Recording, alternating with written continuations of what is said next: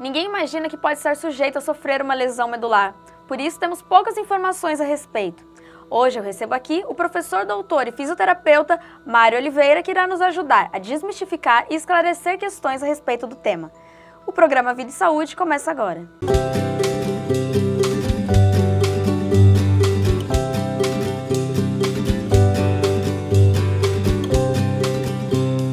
Seja muito bem-vindo ao programa, professor. Obrigado pela sua participação aqui hoje. Obrigado a você, Patrícia, pelo convite.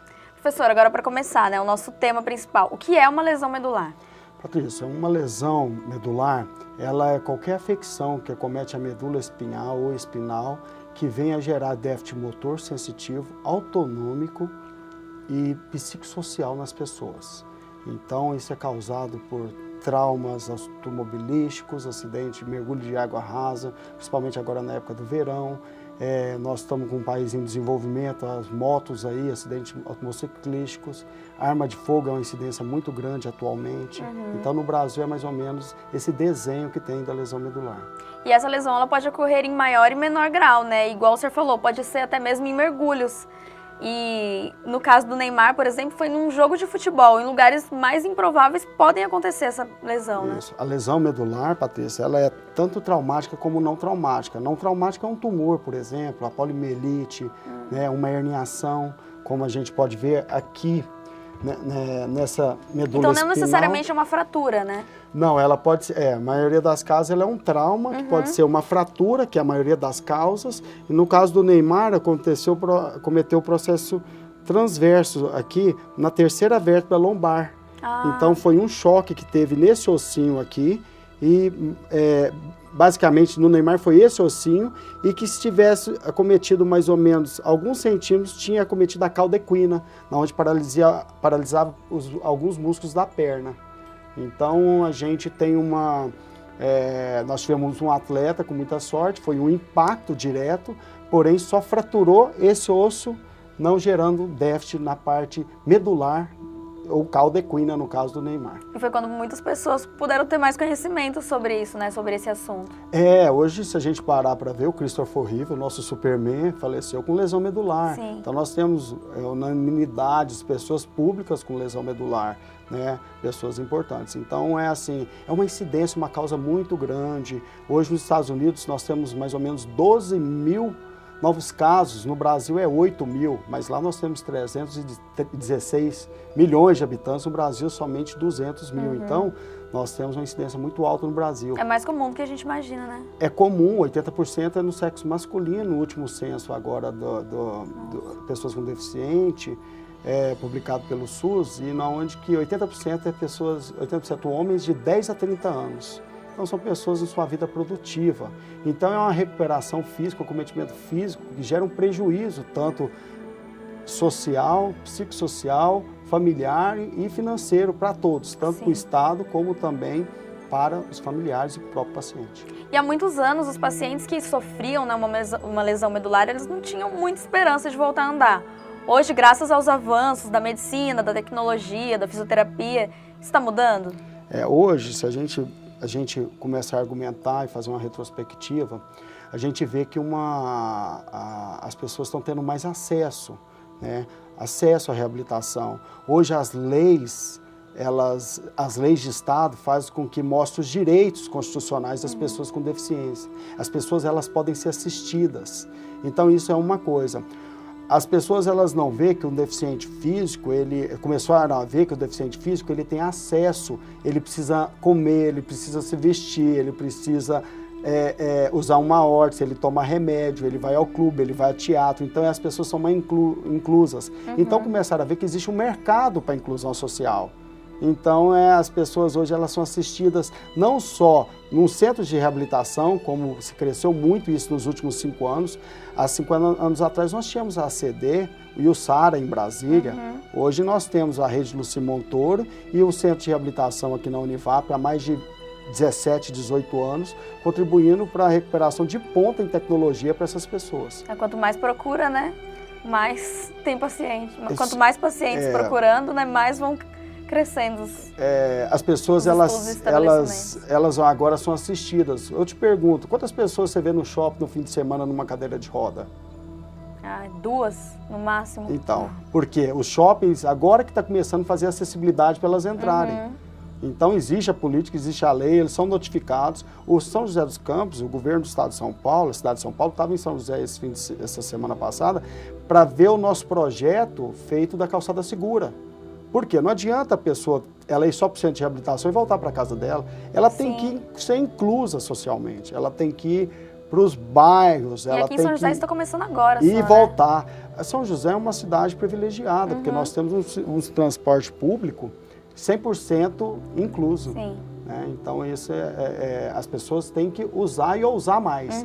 E não adianta nada se a porta do shopping não tiver acessibilidade, tiver uma escada lá, ou se não tiver uma rampa para essa pessoa andar. Então, hoje a gente vê esse movimento. A gente observa, né, quantas pessoas tem pelas vagas de deficiente, né? Porque sempre as vagas sempre estão vazias, nunca tem um carro lá. Na verdade, não são todos que têm transporte, né? Um pessoal, a gente pega, é um pessoal que muitas vezes eles têm um horário restrito também, né? Então é assim, uma lesão medular hoje, ele tem um acometimento de, quando eu falei autonômico, de toda a parte visceral, de órgãos dele. Então, isso tudo tem uma disfunção de urina, tem uma disfunção. Então, o pessoal fala assim, é só motor e sensitivo o acometimento da pessoa abaixo da lesão? Não, ele tem uma disfunção. Ele, dependendo do nível, ele tem complicações como desreflexia autonômica, que vê pela ereção dele, que vê aumento da frequência cardíaca e depois isso não baixa. É a parte de urina, que não tem controle de esfíncteres. Então, a gente vê que essas pessoas elas têm uma restrição, porque tudo isso, a ponte do sistema nervoso central com a nossa parte periférica é a medula espinhal. Agora, falando sobre as novas técnicas que estão sendo desenvolvidas através de estudos com células-tronco, como é feita essa reabilitação? Foi o caso na Polônia agora, há pouco tempo, estava na mídia, o paciente Fried, ele foi beneficiado, em 2010 ele sofreu uma lesão medular por arma branca, um esfaqueamento, e o quadro clínico dele até então, atualmente, foi preenchido em 8 milímetros as células olfatórias tiradas dele mesmo naquela região. Então, a ressonância magnética mostrou depois o preenchimento. Então, quer dizer que teve uma recuperação pelas células olfatórias do próprio paciente. Pelo quadro clínico do paciente, ele melhorou bastante a perna esquerda, a parte dele de movimento. Isso foi acompanhado por 1 ano, por redes de televisão de Londres, a BBC. E a gente observa que tudo isso é um grande avanço para nós. Vale ressaltar que vai de paciente para paciente, essa parte de células tronco, células olfatórias, células embrionárias, e a recuperação ela se dá também por um tempo de prolongação. Então é assim, voltar ao que era antes, né, a gente tem que tomar muito cuidado para se discutir isso. Então o paciente ele pode ter melhoras, hoje mesmo tem captação no Brasil para as pessoas fazerem estudo com célula-tronco particular na China. Então, tem empresas, se você jogar agora em alguns sites, tem empresas que fazem isso, leva o paciente para lá, fica tipo no spa. E é muito caro para o paciente para fazer isso? Então, isso é caro, são tratamentos caros. Então não é todo mundo, né, que tem varia acesso. de 25 a 30 mil dólares, mas a recuperação, ela não é uma recuperação que a pessoa deseja. Né? Estudos nossos recentes, publicados em revistas de alto impacto, mostram que as pessoas não querem voltar a andar, elas querem voltar a ter qualidade de vida, elas querem voltar à parte visceral delas, elas querem voltar não só movimento. Então ela quer voltar a recuperar aquela vida que ela tinha por completo, porque esse paciente ele entra no hospital após um trauma, ele quer sair do hospital recuperado como todos nós que for num serviço hoje hospitalar. Então, hoje eu entro no hospital com uma dor, eu quero sair de lá sem a dor, e é o que acontece. E a lesão medular é o que eu falei no começo, ela é uma causa irreversível de acometimento físico, motor e social. Mas eu acho que esse caso, né, ele reacendeu a chama da esperança de muita gente, porque todos os nervos da medula espinhal dele, é assim mesmo que a gente chama? Isso, a todos medula os nervos espinhal... tinham sido, né, rompidos. Então, eu acho que para os pacientes lesionados, isso foi uma grande vitória. O dele, na verdade, não foi tudo lesionado. Ele foi uma arma uma arma branca, um esfaqueamento, né? Que ainda ele tinha alguma condução nervosa que passava. E era o lado esquerdo dele o mais acometido. O interessante de tudo que é o seguinte, quando a gente tem um trauma medular, a fratura... tudo aquilo tem substâncias, não é só pelo trauma, pelo esfaqueamento, ou pela vértebra, ou a fratura que entra dentro do canal medular, e sim também por substâncias que o nosso próprio corpo produz, intoxicando, substâncias tóxicas que vão danificar a medula. Então, além de a gente preocupar com o trauma que tem, nós temos substâncias tóxicas. Então, existe já estudos, até no Brasil, mostrando que substâncias que reduzem essa intoxicação, como uma substância, por exemplo, que chama Nogoá, o anti-Nogoá, que é uma substância. Então, o que se pensa é o seguinte, pessoas que têm um trauma numa fase aguda, acabou de acidentar na Dutra, essa pessoa é removida e já joga alguma proteína para fazer a prevenção para essa lesão ser menor. Então tem estudos assim, 2009, 2010 saiu uma reportagem na Folha de São Paulo com um ratinho com os olhos azuis e as patas azuis. Era uma substância do babalu, que é uma substância que se introduz. Então assim, tem hoje bastante estudo com proteínas, né? Então é assim, a gente vê tanta parte clínica melhorando dessas pessoas, né, a nível animal e a projeção futuramente para nível humano. Então, as pesquisas experimentais para o humano, posteriormente para a evolução. E uma pessoa que foi lesionada há 30 anos atrás, ela pode ter a mesma esperança, né, a mesma chance de voltar a andar que uma pessoa que foi lesionada ontem, por exemplo? Então, hoje, a pessoa que foi lesionada ontem, vamos ter que levar em consideração, Patrícia, o tamanho da lesão, né, tem que explicar isso tudo para o telespectador aí. O tamanho da lesão, a gravidade da lesão, o contexto familiar que vai apoiar esse rapaz, né? Se ele era casado, a mulher larga ele. Se ele tinha filho, ninguém dá. Então eu estou falando, não é acometimento motor e sensitivo só, é o dia a dia. Além disso tudo, nós temos que ver quem tinha lesão há 30 anos atrás, se ele tem deformidade, se ele tem osteoporose, osteopenia, se ele tem úlcera de pressão, vulgo escara. Como que está clinicamente esse paciente? Então, esse paciente é dado como crônico, que foi aplicado à célula olfatória dele mesmo, é dado como paciente crônico. E essa cronicidade se dá justamente para nós relacionarmos que essas pessoas não podem perder a esperança mesmo. Porque se faz muita evolução clínica e prognóstica para as pessoas em fase aguda. Então, por exemplo, agora eu saí do meu ambulatório 2 pacientes, um com a lesão C4 e C5 e outro com lesão C5 e C6. Um com uma lesão que ele está andando e outro com a lesão que ele não consegue nem mover o ombro. Mas por quê? Foi no mesmo local a lesão? Foi, mas dependendo da gravidade de cada um. Então, as duas pessoas são em fase aguda que a gente fala. E essa pessoa que você me perguntou há 30 anos atrás agora, com obesidade, como que eu ponho uma pessoa a andar com obesidade? Esse paciente que foi aplicado às células olfatórias, ele tem dificuldade atualmente na parte de condicionamento cardiovascular, porque ele cansa muito.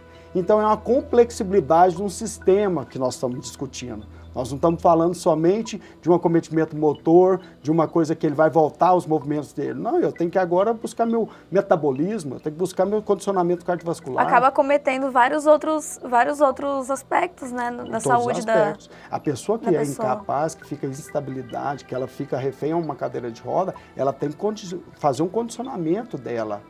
Nós não temos que ter uma visão de só evitar a osteoporose, pôr ela em pé, a osteopenia. Nós não temos que evitar somente alguns aspectos para ela não engordar. Nós temos que mandar ela para um nutricionista, nós temos que mandar ela para um psicólogo, nós temos que mandar ela para o médico, nós temos que mandar ela para a enfermagem, porque é uma equipe que vai cuidar desse paciente, que esse paciente tem que ser assistido como um todo, porque a complexidade dele é da ponte que faz com que não atravesse para aquele outro lugar, que é o papel da medula. A medula faz uma ponte com o cérebro e com os órgãos e músculos do sistema nervoso periférico que comentamos.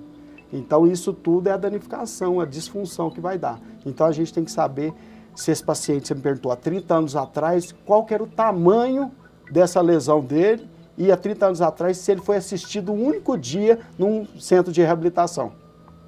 É verdade. E qualquer tipo de lesão pode ser tratada a partir das células-tronco, qualquer grau? Então, tem estudos mostrando que a célula-tronco, a célula olfatória, já teve bastante dinheiro dado para pesquisa em humanos aqui no Brasil também, em centros importantes. Só que os resultados são muito ínfimos ainda com célula-tronco. Um tetraplégico pode ter esperança? não é esperança, ele pode usar e cada um vai ter um tipo de resposta. Vale ressaltar também que na literatura mostra que a célula-tronco ela pode aparecer tumores também. Pode proliferar. Então isso tudo são coisas para discutir e para a gente ver. Vamos pegar um caso recente que saiu na mídia há uns anos atrás. Uma médica tinha acabado a medicina na Unital e ela teve uma lesão medular alta. O pai é neurocirurgião no Hospital Importante de São Paulo, foi para a China fazer uso de célula-tronco, voltou somente a sensibilidade dela. Foi bem pareado naquela época que estava tendo uma novela. Isso daí. Então é assim, não teve, eram gente instruída, gente que sabia, um neurocirurgião, o pai dela. Então a gente associa que nós estamos vendo uma coisa que não volta o que era antes, mas melhora um pouquinho. Ela voltou pouca a sensibilidade dela. Né? Não vem acompanhando o caso há algum tempo, mas ela deve estar em recuperação funcional até então, fazendo atividade física. Porque atividade física nós temos que fazer de qualquer jeito. Eu tenho que sair daqui e arrumar uma academia para me fazer 1 hora por dia, como você e como nossos pacientes que têm diminuição da mobilidade e dos movimentos. Como estamos falando então de atividade física, né? Vamos conferir agora alguns casos de pacientes que deram a volta por cima após sofrerem uma lesão medular. A descoberta de que há uma lesão medular após um trauma assusta. É difícil mudar totalmente de vida. Por muitas vezes abandonar o emprego e a profissão de anos, não frequentar mais os mesmos lugares. O período de adaptação requer muitos cuidados físicos e psicológicos. Um grande exemplo de superação que ficou conhecido em todo o país é o do modelo Fernando Fernandes, que sofreu um acidente de carro em 2009. Ele conta que tentava não se deixar abater, se permitia ficar deprimido por 30 segundos ao acordar e depois tentava chegar aos seus aparelhos de musculação para não ficar parado. Hoje, Fernando é tetracampeão mundial de paracanoagem.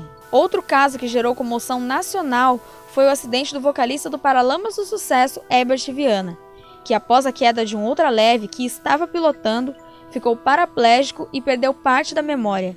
Porém, em um processo de reabilitação gradual, deu a volta por cima e voltou aos palcos nos presenteando com 4 álbuns desde o acidente.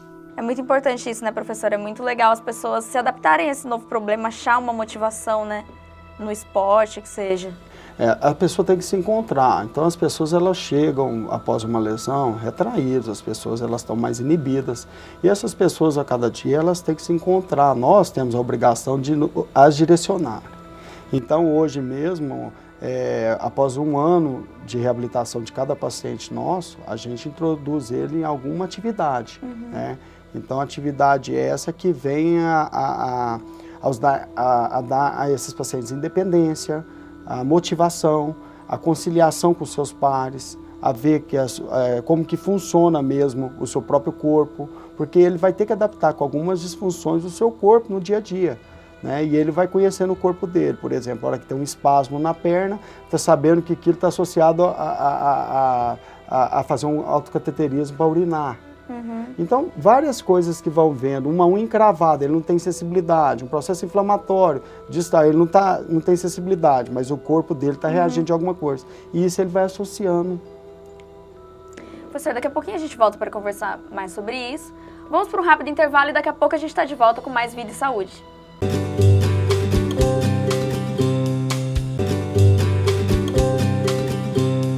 Estamos de volta com Vida e Saúde. Hoje eu estou recebendo aqui o professor, doutor e fisioterapeuta Mário Oliveira, que está nos esclarecendo questões a respeito de lesão medular. Mas antes, vamos conferir aí alguns blogs destinados aos cadeirantes?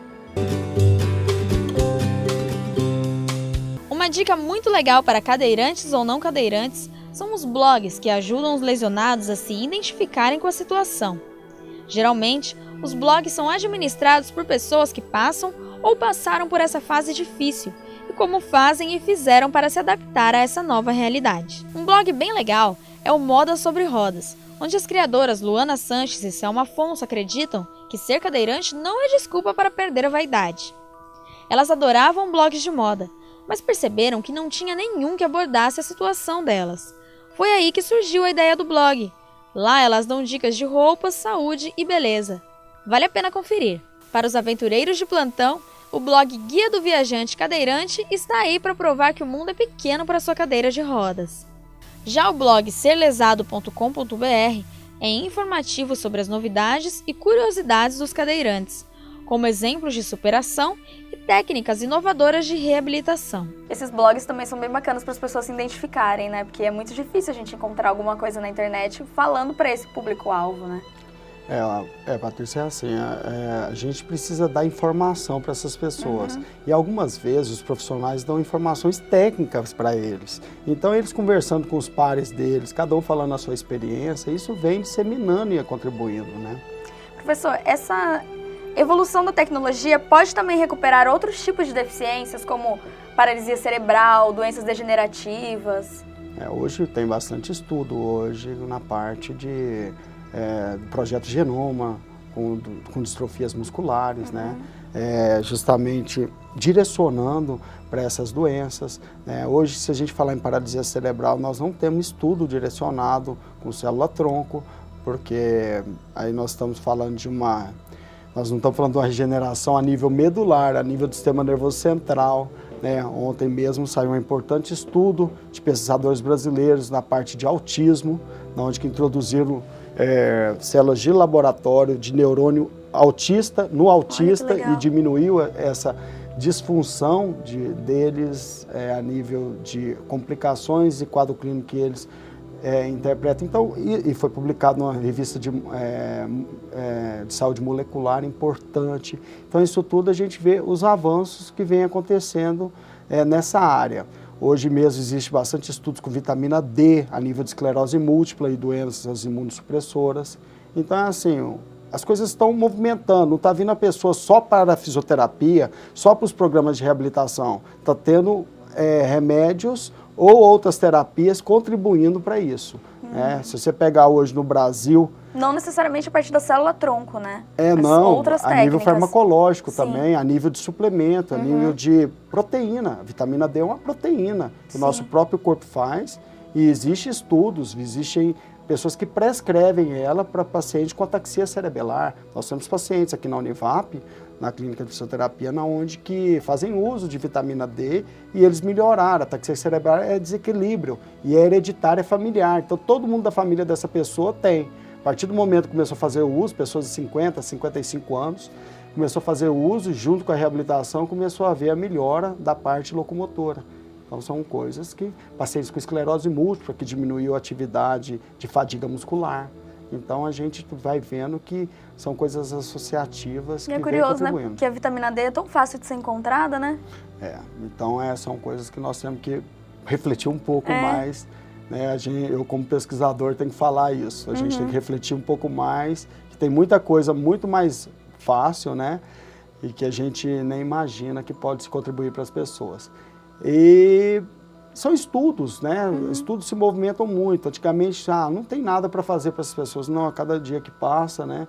A gente vê filmes aí na década de 70, 80, Óleo de Lourenço, por exemplo, que hoje essas doenças podem estar associadas a uma bancada com bastante estudo, sendo financiado para ser feito algo direcionado a esse público. Então, as pessoas estão sendo assistidas.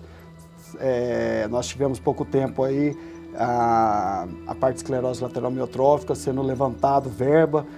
As pessoas não entenderam muito bem que dou o dinheiro e não jogo o banho de água na cabeça. As pessoas jogavam o balde na cabeça. E nem sabiam por que estavam fazendo isso, mas na verdade elas tinham que levantar fundo. E o Brasil, ele doou uma boa parte, uns 400 milhões, mas foi irrisório perto do mundo inteiro, né? Mas tá bom. Professor, não tem como a gente falar de reabilitação sem citar a chegada do exoesqueleto aqui na Univap, que foi a primeira faculdade contemplada, né, E como é feita a reabilitação a partir dele?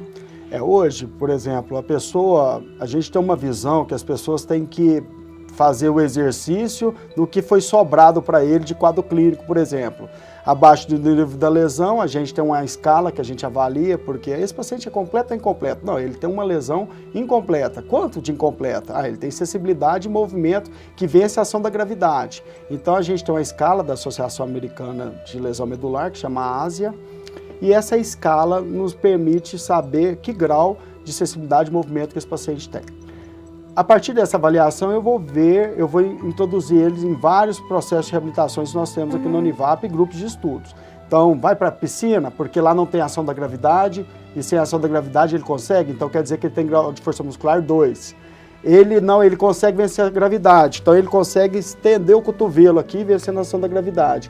Com a resistência, ele tem grau de força muscular 4. Então a gente pega esse paciente e introduz ele, por exemplo, no exoesqueleto. Então ele tem movimento dos braços, né? E justamente esse exoesqueleto é muito bom, que interage com o mundo virtual em 3D e faz com que essa pessoa vá ganhando um mecanismo de plasticidade a nível medular e vai tendo outras vias que a gente propõe para a sua recuperação. O estímulo é maior, né? O estímulo é maior. E o exoesqueleto, ele vem uma gama de doenças neurológicas que nós podemos estar associado a isso, né? No caso que a gente está discutindo a lesão medular, na verdade nós queremos propor cada vez mais independência funcional e qualidade de vida para essas pessoas. Então eu dou uma tarefa nesse robô para ele tem que exercer aquela tarefa e ele mede a angulação, mede a amplitude, mede o quanto que ele começou a fazer e o tempo que ele faz isso. Então é tanto para avaliar como também tratar essas pessoas. Esse exoesqueleto, vale ressaltar que é dinheiro de um programa federal, do FINEP, né? Um órgão conciliado, subordinado ao Ministério de Ciência e Tecnologia, que vem dando bastante suporte de pesquisas em 2010, com mais de 2 milhões num outro projeto, para a universidade, para os programas de mestrado e doutorado, e agora, atualmente, com mais 2 milhões para os programas de doutorado da universidade. Então, saiu de verba desses projetos.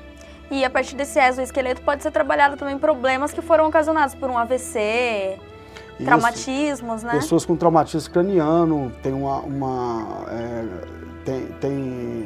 tem bastante chance da recuperação.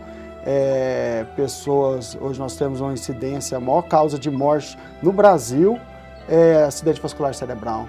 Então sobra muita gente para ser reabilitado. Pessoas com pós-mastectomizadas de câncer de mama, que elas sentem dor.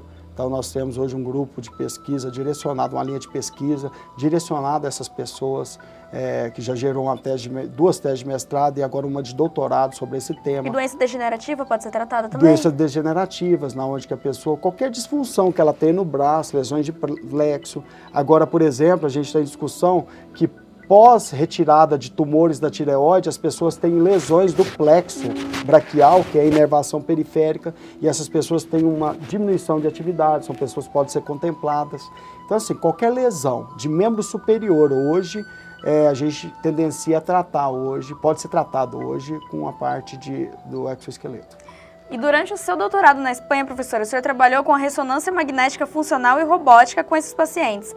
Como foi esse trabalho? Como que o senhor aplica ele hoje em dia? Porque pra gente, ouvindo assim, é bem complexo, né? Hoje a lesão, quando a gente saiu do Brasil, nós tínhamos umas 3 publicações nessa área e a gente tinha uma dúvida qual que era o mecanismo de plasticidade que acontecia no sistema nervoso dessas pessoas. A literatura trazia que antes dos programas de reabilitação, as pessoas não tinham atividade. E pós o programa de reabilitação, ela tinha muita atividade no sistema nervoso central.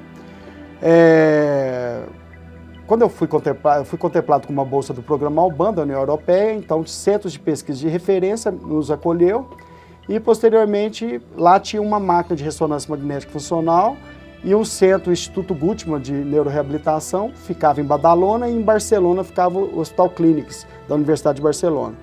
E a gente conciliou um projeto onde ficavam pessoas internadas da Europa inteira, nesse grande centro de reabilitação.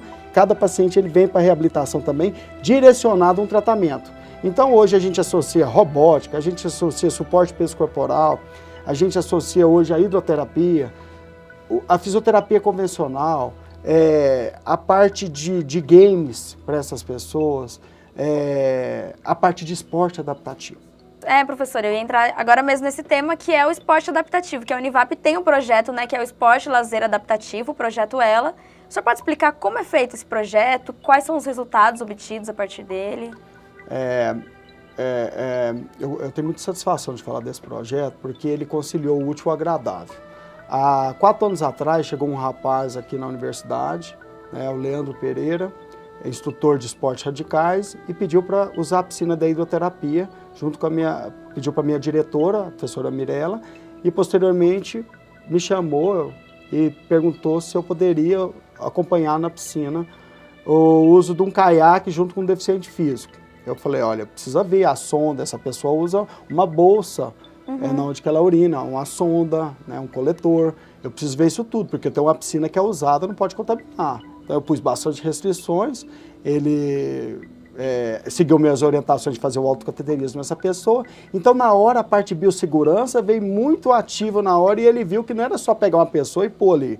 Perguntei se a pessoa tinha uma ferida, uma escara, uma úlcera de pressão, que eu tinha que chamar um enfermeiro para tampar isso com de algum jeito. E pus bastante restrições. E a hora que ele viu, ele falou assim, nossa, não é só pegar a pessoa e fazer isso. A água é um fator de contaminação também. Nós temos cloro, não é porque precisa ter rotina de jogar um cloro, é porque também ela tem bactéria também. E ela entrar numa ferida de uma pessoa dessa. Aí a pessoa começou a ver, nossa senhora, você precisava ter me dado tanta complicação assim. Então disso a gente começou a ver que dava para a gente fazer protocolos e a gente pôs realmente uma pessoa, depois com esses requisitos todos, a enfermagem ajudando, o curso de terapia ocupacional, as adaptações dos cursos de engenharia biomédica. Então eu tenho que falar de todo mundo que ajudou, porque o paciente, em alguns casos, precisava de ver se ele estava com infecção urinária, a biomedicina contribuiu, né, a parte de nutrição contribuiu para orientações que as pessoas estavam fracas, precisavam remar. Então isso tudo foi muito, muito evolutivo. Pusemos o paciente no caiaque e vimos que eles começaram a ter adaptação. Só que não adiantava pôr no caiaque se não ensinasse ele a nadar. E a perna dele funciona como uma âncora. Ela não tem movimento, ela joga ele para baixo. E a hora que eu ponho um colete nessa pessoa, o colete vai e aperta ele e faz com que ele vira âncora para baixo. Então tem uma tração para baixo, uma tração para cima e ele vai morrer degolado. Aí a gente começou a falar, nossa, é muito complicado. Você viu que é complicado? Não é só a gente querer. E aí a gente desenvolveu produtos, desenvolveu coletes para essas pessoas, desenvolveu uma coisa, desenvolveu um tipo de caiaque para adaptar. E o projeto foi indo, foi indo. Em 2012, mais ou menos, o projeto virou um projeto social da Faculdade de Ciências da Saúde, aprovado em congregação, onde que hoje, dia de segunda e sexta-feira, nós atendemos mais de 60 pessoas. Nas funções handbike, bicicleta de mão, caiaque e uma parceria com o Clube de Golfe Santa Rita.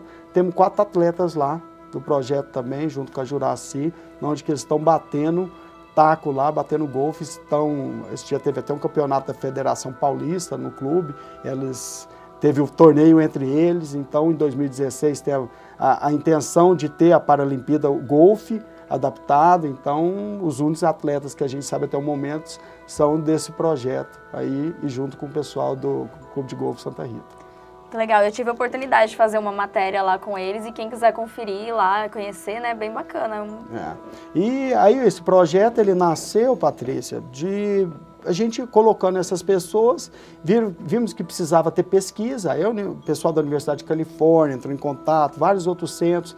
O que a gente foi buscar na literatura era que pessoas andaram de caiaque no mar, paraplégicos, que voltaram e ficaram felizes só, quantificaram isso. Aí o que a gente fez? Pegamos uma aluna de mestrado da engenharia biomédica, pegamos uma aluna de doutorado da engenharia biomédica, um outro aluno de mestrado do programa de bioengenharia. Pusemos esse pessoal para estudar todos os parâmetros, de melhora ou de piora, respiratório, músculo esquelético, cardíaco, posicionamento, postura, nível de lesão, a parte de neurotransmissor, parte de infecção, escara, tamanho. Mapeou o corpo deles e esses estudos estão todos em andamento, onde o pessoal vai começar a apresentar resultados agora. Foi no último Congresso Brasileiro de Engenharia Biomédica, foram bastante resultados apresentados já com esses estudos. São estudos inovadores no que diz respeito a esse público, porque quando eu falei útil ou agradável, essas pessoas eram reabilitadas e depois de 1 ano elas receberiam alta, 1 ano e meio do meu serviço de fisioterapia. Só que, Patrícia, dava 1 ano e meio, essas pessoas me ligavam de novo pedindo vaga para o mesmo serviço, porque elas ficavam em casa, sem assistência, sem inclusão social, ficavam com obesidade, com complicações respiratórias e outras complicações psicológicas. e elas me pediam vaga. A hora que ele veio falar para mim que queria fazer um projeto assim, o professor Leandro, e eu falei assim, e o Pedro Oliva também, que é um dos idealizadores desse projeto também. Ele é campeão mundial de canoagem, campeão né? Que mundial, ajuda o projeto. É o padrinho do projeto, é o voluntário do projeto e o que está dentro hoje, encabeçando junto com o Leandro, toda essa parte de atendimento dessas pessoas. A gente pega, e junto com o Fernando Fernandes também, ajudando nós aí, a gente pega e associa o útil ao agradável nessa hora. Ah, você quer vir de novo para o meu centro? Você vai vir, não é para reabilitação, porque eu já gastei 1 ano e meio você gastou 1 ano e meio do seu tempo já reabilitando. Agora você vai para o esporte ser incluso. E eles vão para o esporte, depois que eles, 3 meses que é o protocolo nós ensinando eles a andar na handbike, isso, eu no caiaque. Eles depois compram um caiaque ou uma handbike e eles se viram aí. Você pode ver que no Urbanova aí tá cheio de atleta. Handbike mesmo, eu sempre vejo o pessoal descendo aqui. Cheio de atleta associado a alguns outros parceiros aí, desenvolvendo e buscando a independência. Então essas pessoas andam 30 km por dia de bike. E é importante ver também que os resultados, eles não são só físicos, né? Eles são psicológicos também, porque a autoestima dessa pessoa muda muito, né? Porque a vida dela muda. Foi uma das coisas que nós notamos, nós vimos no estudo lá feito durante o doutorado, foi isso. A atividade dessas pessoas ativava muito uma área cortical, cerebral, responsável pela fé, pela vontade, pela interpretação, pela imagem. Então, o que essas pessoas, depois que elas reabilitavam, a gente via que o robô evoluiu, vimos que a musculatura diminuiu os espasmos, vimos que eles ganharam mais independência, a gente percebeu que também ativava algumas áreas específicas. Aí nós fizemos uma busca, um estudo profundo sobre a parte cognitiva e a parte de fé, a parte de esperança, e a gente viu bastante atividade nessa área dessas pessoas. Porque a ressonância magnética funcional, a pessoa entra dentro de um tubo, ela ativa, ela faz o movimento que a gente solicita lá dentro, no caso, esse movimento a gente vê o que ativou, porque o cérebro nosso está em atividade direto. É aquele movimento que mais ativou durante aquela solicitação e a gente vai cruzando informação de que ativou, que não ativou durante uma tarefa. E a gente percebeu essas atividades sem a gente solicitar isso nessas pessoas. Professor, esse tema é muito interessante, esse assunto é muito interessante, mas o nosso tempo está acabando. Gostaria de agradecer a sua participação aqui hoje e parabenizar por esse trabalho, porque graças a vocês, fisioterapeutas, que a gente tem essa evolução, né? E é feita essa reabilitação. Eu tenho que agradecer, eu queria aproveitar para agradecer todos os alunos do curso de fisioterapia, todos os alunos dos programas nossos de mestrado e doutorado envolvidos aí, né? Não adianta, a gente conduz essas pessoas, mas essas pessoas que fazem os estudos, os alunos dos últimos anos do curso de fisioterapia que tratam essas pessoas, agradecer às agências de fomento, a Univap por dar todo esse apoio dessas nossas iniciativas. A área de pesquisa aqui da Univap está muito avançada, né?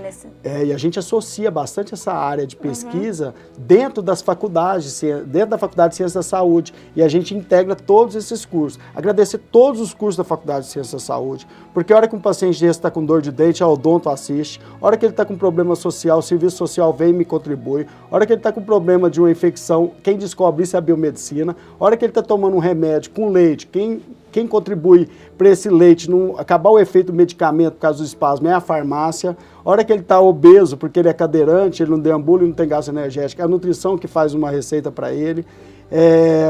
E a terapia ocupacional com as adaptações, a engenharia biomédica, é um curso da Faculdade de Engenharia da graduação, mas ela contribui com as adaptações. Então nós temos assim um complexo de toda uma engrenagem. Curso de engrenado em prol ao paciente. Então, se a gente falar de célula-tronco, se a gente falar de medicamento, a gente falar de tudo, isso tudo vai ser muito útil, se Deus quiser vai dar tudo certo, essas pesquisas, mas nós vamos ter que reabilitar essas pessoas. E a gente tem que reabilitar com todas as complicações que elas vão vir a nos ofertar aí dentro do seu quadro clínico. E nós temos que estar preparados, todos os profissionais, para isso. Professor, agora os cadeirantes que estão em casa, que querem ser reabilitados, que querem conhecer aqui essa área de pesquisa da Univap, como que eles fazem para ver? Hoje nós temos o 3947-1086, que é o telefone da clínica. Dia de segunda e sexta-feira tem os atendimentos. Vem aqui para conhecer os atendimentos na prática. Depois que as pessoas são reabilitadas, elas vão para os lagos que tem aqui dentro da universidade, onde elas se tornam mais independentes. Essas pessoas elas podem acessar também o Face Facebook da Fisioterapia Univap, Fisioterapia do Univap, ou da própria universidade também, da Univap original, que ali sempre saem as matérias, o que está acontecendo e as atividades que elas vêm desempenhar. Vale ressaltar que vem gente do Vale do Paraíba e sul de Minas e do litoral norte para esse projeto. Então ele já adquiriu um ambiente, né? Ele foi propagado um ambiente já para essas pessoas. É muito bacana. Professor, muito obrigado mais uma vez. Obrigado a você. E eu gostaria de agradecer a presença de vocês que assistiram e o Vida e Saúde fica por aqui. Até mais e acompanhe a nossa página do Facebook.